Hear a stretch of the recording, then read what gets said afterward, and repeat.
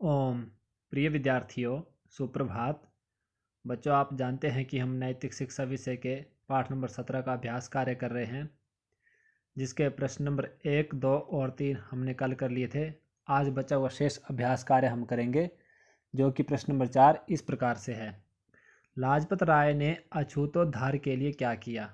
तो इसका उत्तर है, लाला लाजपत राय ने अछूतोद्धार के लिए मुक्ति सेना का गठन किया तथा समाज सेवा के लिए सेवा समिति की स्थापना की। फिर से इसी उत्तर पर ध्यान देंगे।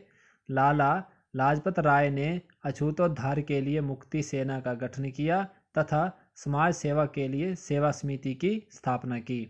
प्रश्न नंबर 5 है, लाजपत राय की मृत्यु किस प्रकार हुई? बच्चों, ये प्रश्न बहुत महत्वपूर्ण है।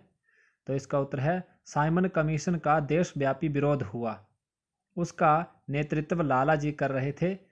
पुलिस ने निर्दयता पूर्वक लाठियां बरसाई। निर्दयता होता कठोरता से। लाठियां बरसाई। लाला जी के सिर और छाती पर भी ये लाठियां पड़ी। इसी कारण से 17 नवंबर 1928 को उनकी मृत्यु हो गई। फिर से इसी उत्तर पर ध्यान देंगे। साइमन कमीशन का देशव्यापी विरोध हुआ। उसका नेतृत्व लाला जी कर रहे थे। पुलिस ने निर्दयता पूर्वक लाठियां बरसाई। लाला जी के सिर और छाती पर भी ये लाठियां पड़ी। इसी कारण से 17 नवंबर 1928 को उनकी मृत्यु हो गई। प्रश्न नंबर 6 है, लाला लाजपत राय के गुण बताओ। तो बच्चों, नंबर 1 है, लाला लाजपत राय एक महान क्रांतिकारी तथा लेखक थे। नंबर 2, वे गर्म दल के समर्थक थे।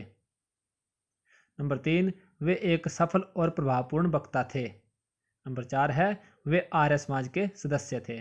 फिर से इसी उत्तर पर ध्यान देंगे। नंबर 1, लाला लाजपत राय एक महान क्रांतिकारी तथा लेखक थे।